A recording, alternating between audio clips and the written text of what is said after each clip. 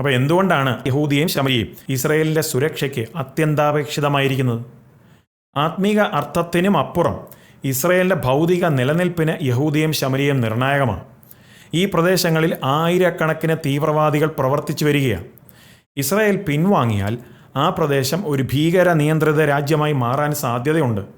2005 Israel പിൻവാങ്ങിയതിന് ശേഷം ഗാസയിൽ സംഭവിച്ചതിന് സമാനമായി ഹമാസ് നിയന്ത്രണം പിടിച്ചെടുത്ത് ഗാസയെ റോക്കറ്റ് ആക്രമണത്തിനുള്ള താവളമാക്കി മാറ്റിയതുപോലെ യഹൂദിയും ശമരിയയും ആയിത്തീരും.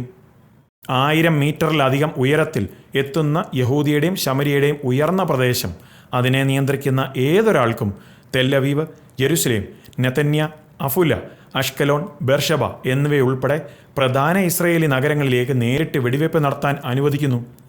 ഈ പ്രദേശത്തിൻ്റെ നിയന്ത്രണം നഷ്ടപ്പെടുന്നത് ഇസ്രയേലിലെ ഭൂരിഭാഗം ജനങ്ങൾക്കും ഭീഷണിയാകുകയും നിർണായകമായ അടിസ്ഥാന സൗകര്യങ്ങളും ഗതാഗത മാർഗങ്ങളും ദുർബലപ്പെടുത്തുകയും ചെയ്യും. ഇതൊക്കെയാണെങ്കിലും ഐക്യരാഷ്ട്രസഭ, യൂറോപ്യൻ യൂണിയൻ, അമേരിക്ക എന്നിവ ഇസ്രയേലിനെ പിൻവലിച്ച് പലസ്തീൻ രാഷ്ട്രത്തിന് ഭൂമി കൈമാറാൻ സമ്മർദ്ദം ചെലുത്തുന്നത് തുടർന്നു വരികയാണ്. ഇസ്രയേൽ ഇതിനെ ഇസ്രയേലിൻ്റെ നിലനിൽപ്പിന് തന്നെ ഭീഷണിയായി കാണുകയാണ്.